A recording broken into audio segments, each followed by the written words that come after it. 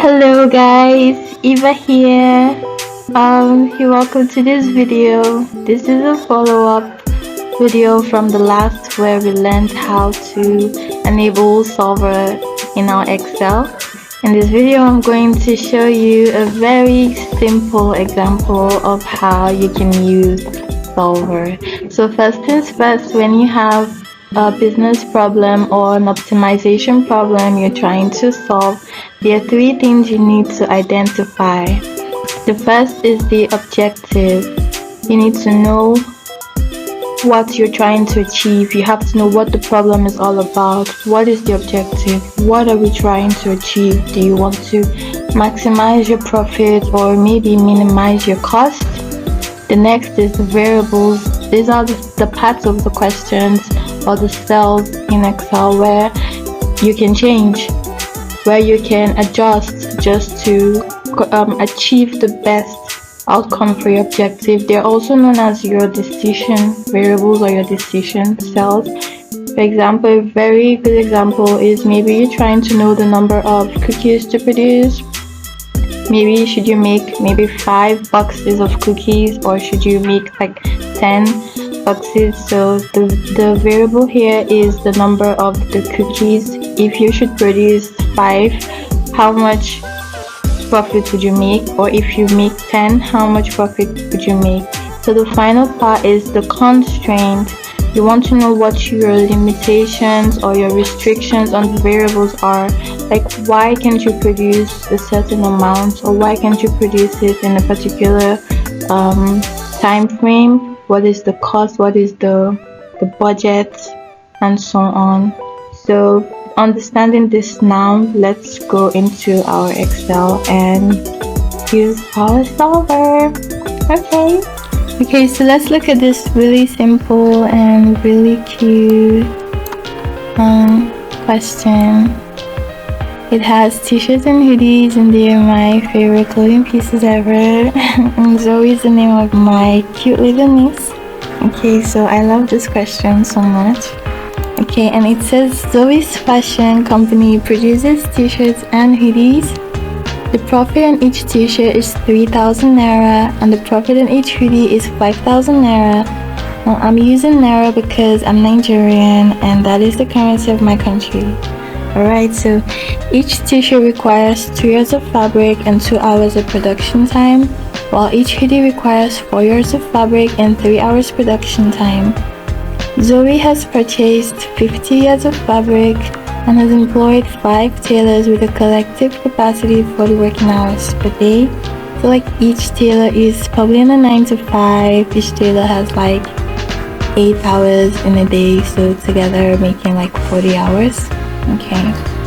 The question is, how much of each clothing should be produced to maximize her profits?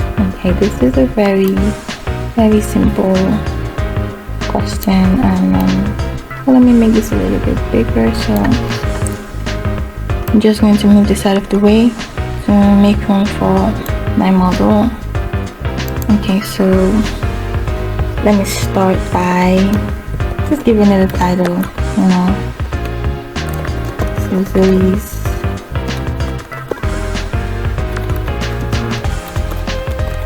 fashion company.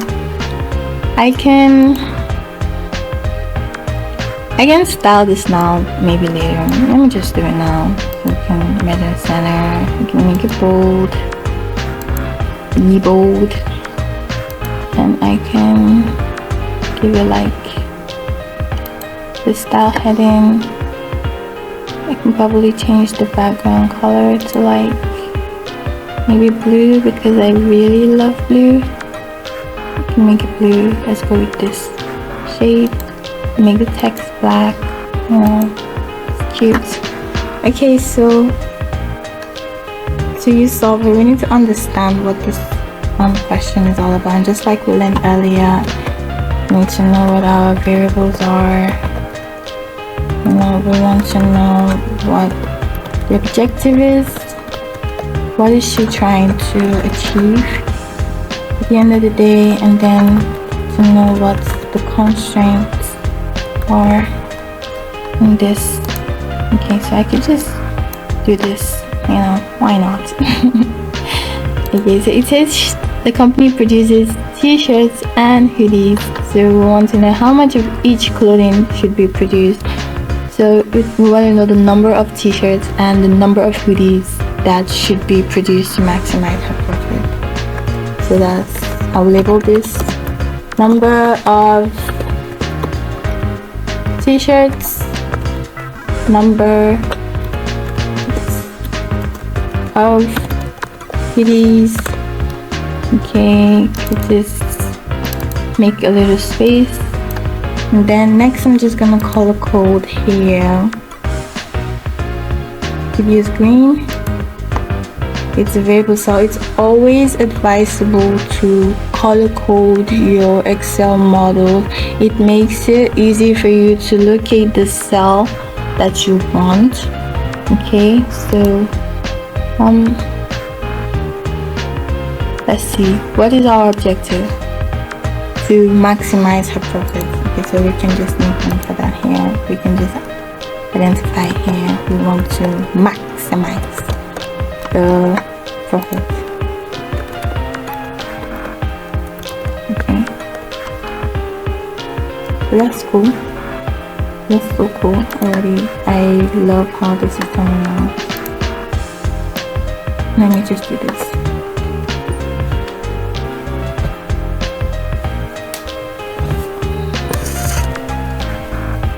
Okay, so we can also color code the profit to be gray, so we know the gray cell is for profit. Okay, so we can give this a little style. We can make them bold.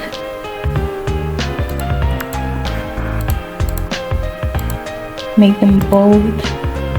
And okay, so let's see what else is. Let's see what else is given. So the profit on the t-shirt, on each t-shirt is 3,000 naira, and the profit on each hoodie is 5,000 naira. So I'm gonna write 3,000 here, 5,000 here, and then I can style it this way. Center, and okay. So I'm looking for the naira symbol. You know,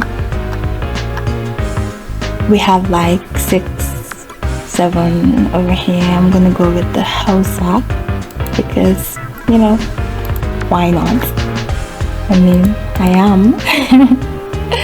Okay, so we have 3,000 naira, we have 5,000 naira. I wonder if this is also something. Hope it is. Okay, so what this is saying is maybe she would produce like maybe 3 t-shirt, maybe 5 hoodies. So the profit for making 3 on 3 t-shirts will be 3 times 3,000. The profit on the 5 hoodie will be 5 times 5,000, because just one, this is just one t-shirt makes 3,000, just one hoodie makes 5,000. So how do we reflect that to show the total profit? Really simple. We're gonna use one of my favorite Excel formulas called the sum product. So we're gonna go like this. You highlight this, a little comma, and you highlight the next.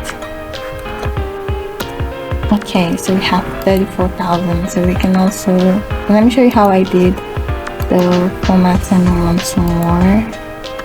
I went here to look for the naira symbol, and I'm using my Hausa again.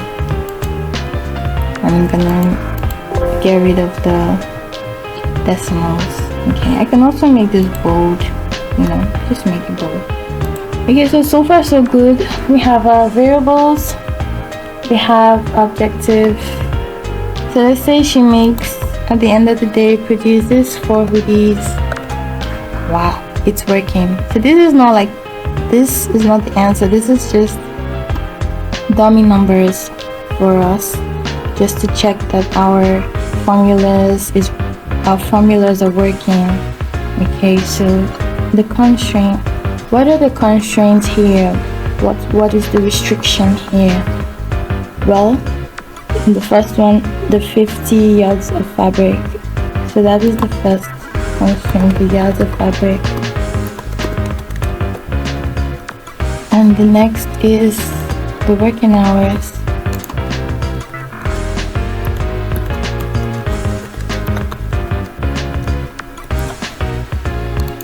Okay, so we're going to make a little table. We're going to go 3 ways past the variable cells, 1, 2, 3. We're going to give it a little style to make it visible. We're going to label this the left hand side, this the right, the right hand side, and then here we call it the sign. And you're going to understand that real quick. Why the labels? Okay, so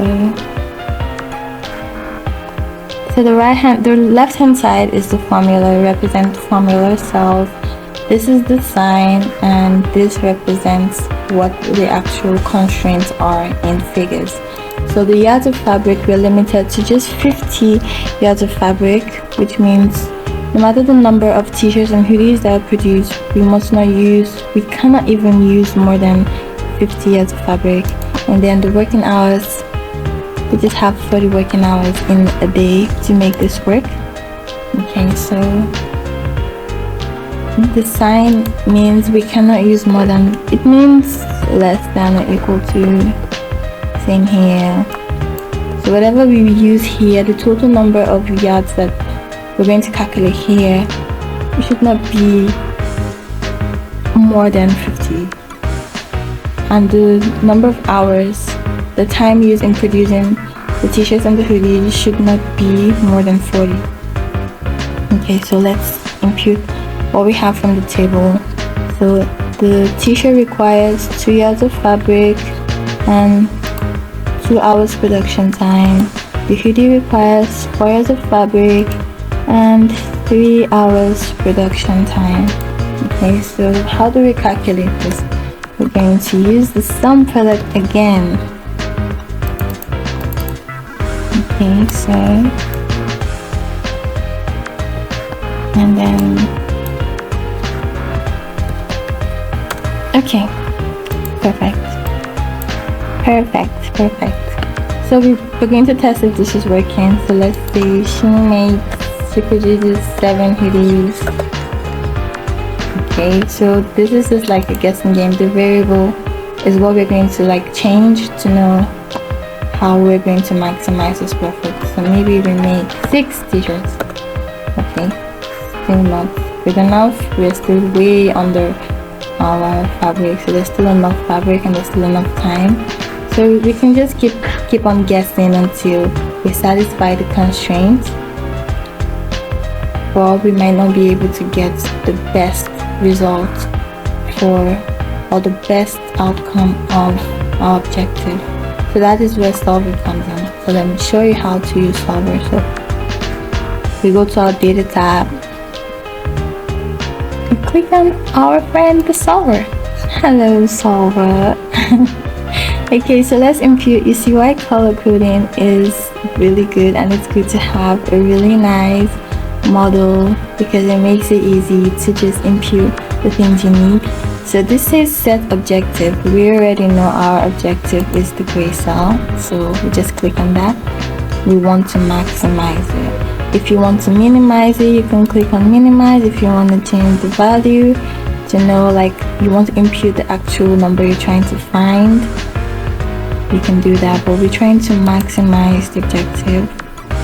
So by changing variable cells, the green cells are variable cells, so we just highlight them, and then subject to the constraints, so click on add, and then the left hand side, the sign, the right hand side, the left hand side, the sign, and the right hand side. Okay, so the cell reference is this formula side, the left hand side, and then the sign we have less than or equal to. We can also change the sign here to match what we have on the table in case it's not the same.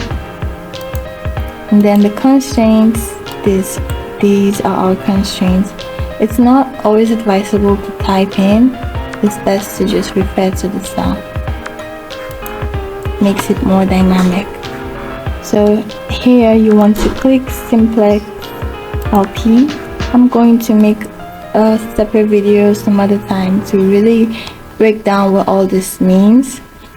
And you also want to make sure the make unconstrained variables non-negative, the box is checked, because you don't want to say, okay, you should produce -6 number of t-shirts. It makes no sense. So we don't solve, and magic. Just kidding. It's not magic, it's math. And Solver has done it.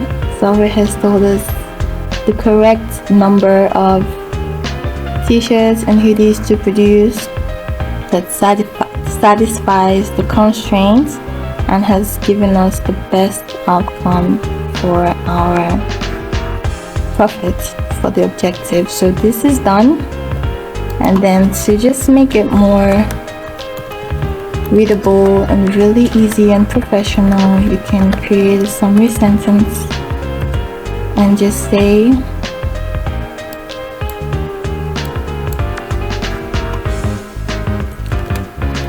produce 5 t-shirts and 10 hoodies for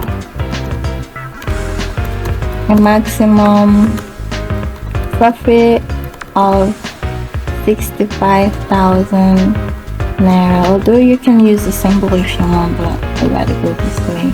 So there you have it. This makes it easy. If you send this as a report, it's really easy for whoever you send it to understand what this model is all about by reading the summary sentence. And they can also play around if they're not so sure. They can also confirm from Solver to see that your model is correct. So there you have it. So this is solved. In another video, I can also go deeper and resolve more complex problems, and you can see how Solver really works.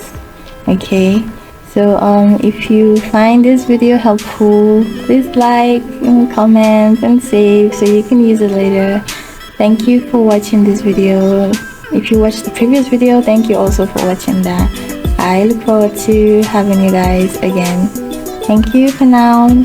Bye.